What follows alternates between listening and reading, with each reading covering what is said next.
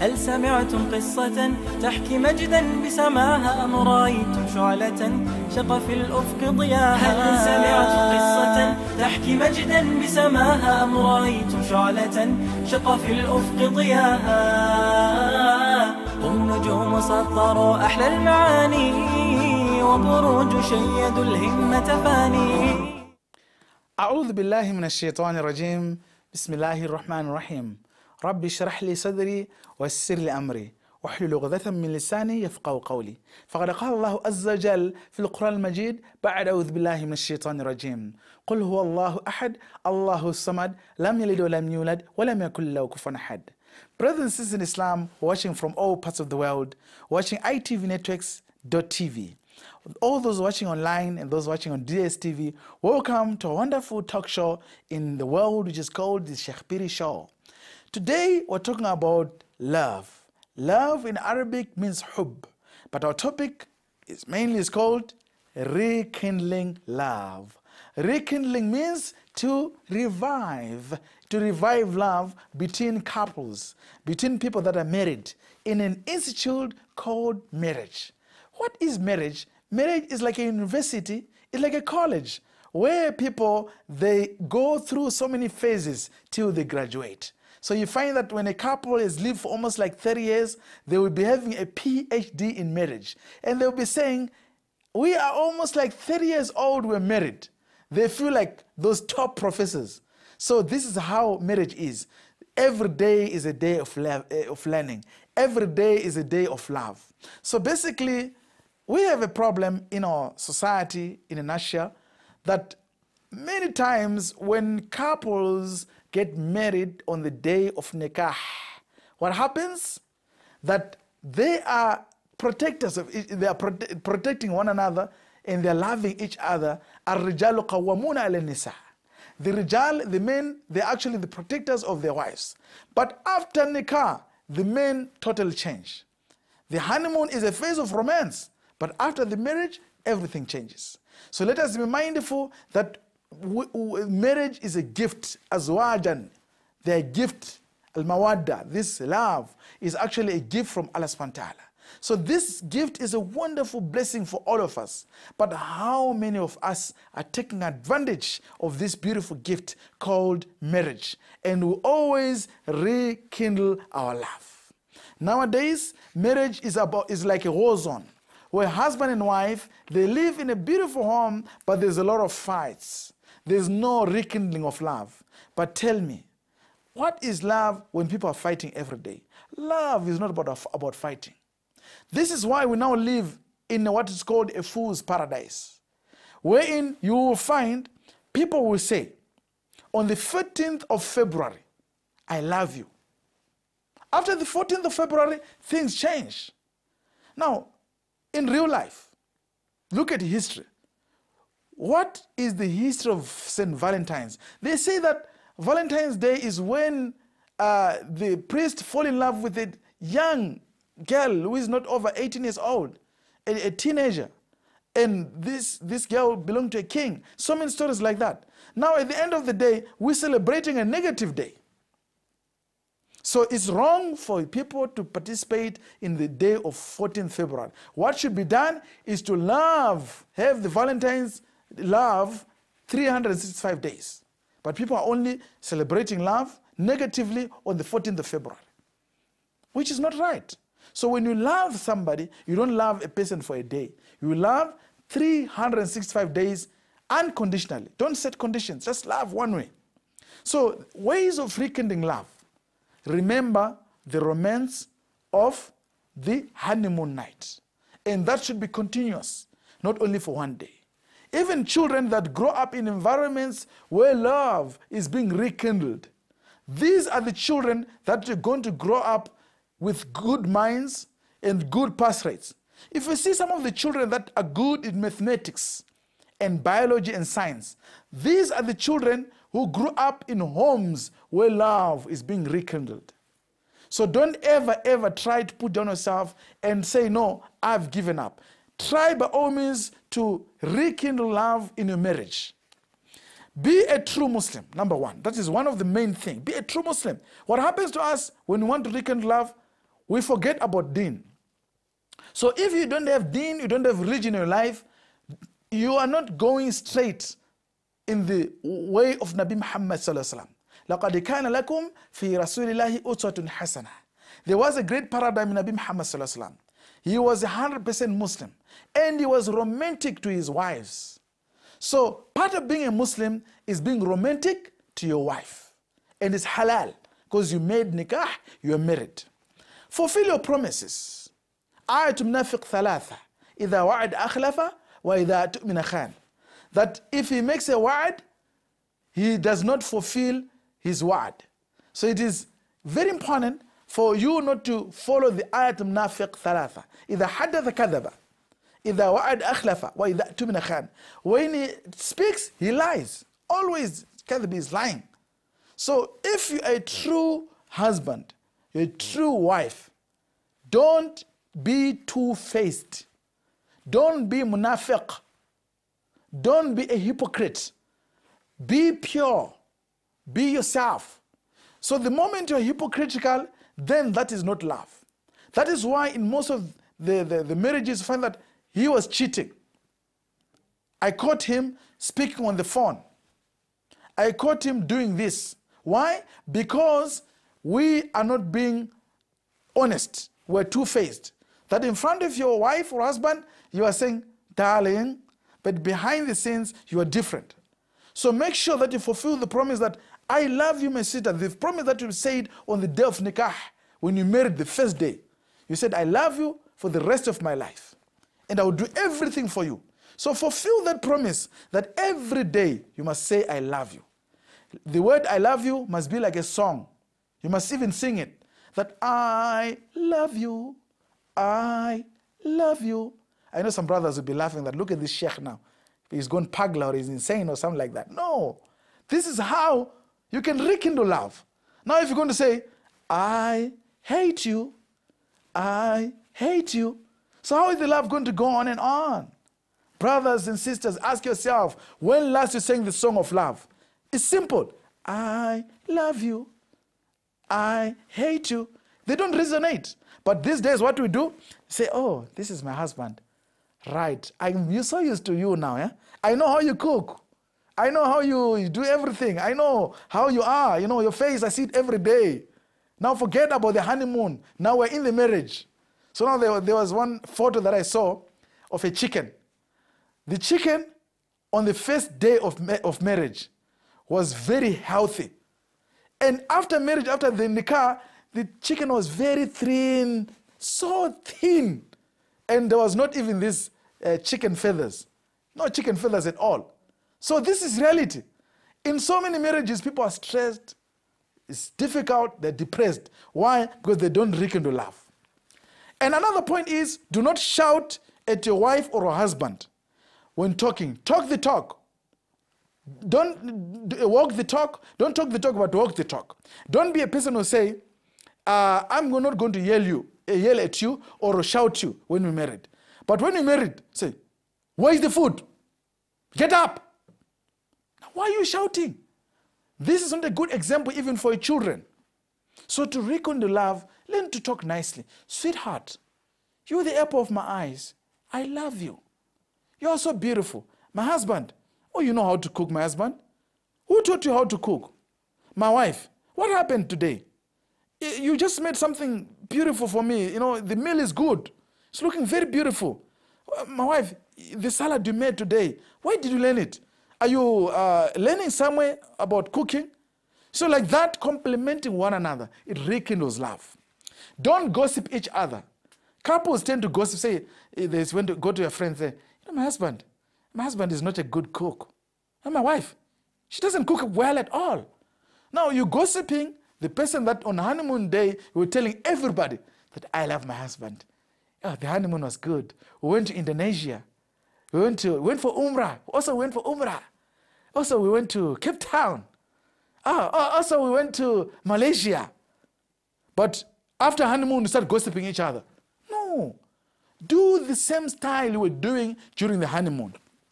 Don't commit adultery. To rekindle love, don't ever commit adultery. Make sure that any temptation that befalls you, remember Yusuf alayhi salam. لَقَدْ كَانَ لَكُمْ فِي يُوسُفَ وَإِخْوَتِهِ آيَاتٌ لِلسَّائِلِينَ. There was great ayats, proofs that we learn from the story of Yusuf alayhi salam. قَالَ مَعَاذَ اللَّهِ. That I don't do this. I don't sleep with any woman. I only sleep with my husband, only. I don't do zina. I don't commit this illegal sexual intercourse. Say no, and Allah is going to bless you. To rekindle love, parents out there, beware of zina. La taqrabu zina. So to rekindle love, always also remind one another about the whisperings of shaitan when it comes to zina. Alladhi was Yusuf is doing us. Because truly speaking, it's a challenge to live in this world. You will be tempted. But always remember the story of Yusuf alayhi salam. He was tempted with a woman, but he resisted, said, no, I don't do adultery. I don't do sex before marriage. So this is a way of rekindling love in our marriages so that we don't have high rate of divorce cases. Do not compare your wife or husband with your neighbor. You know, you see your neighbor with a Lamborghini or a Jeep. Say, oh, our neighbor's got a Jeep. No, I wish you got a Jeep. What kind of husband doesn't have a Jeep? Brothers and sisters in Islam, we're coming back to a beautiful topic today, which is called rekindling love.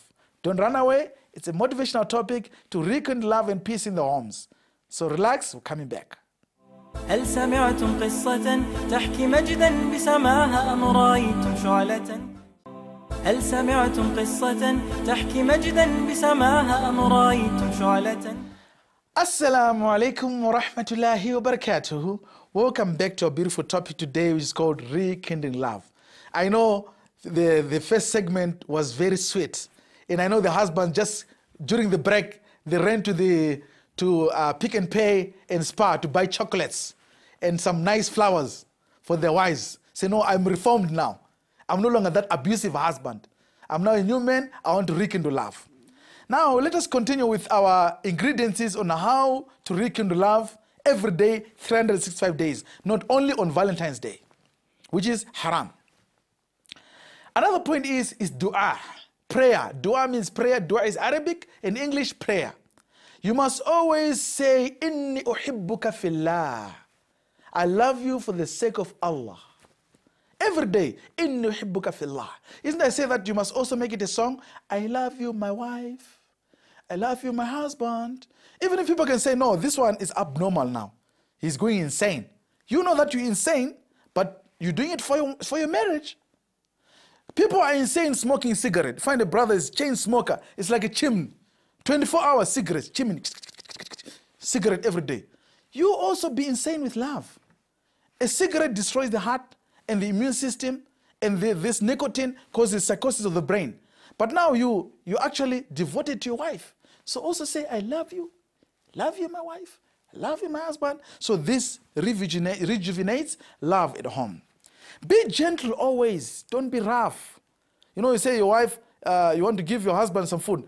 You take a plate, you stand yonder and you throw it, that, darling, take it. That's your food, take it, darling. No, be gentle, don't be rough. You say, my sweetheart, let's go to town. Just grab your wife like this in front of people. Let's go. No, I don't mean we must do like the other nation.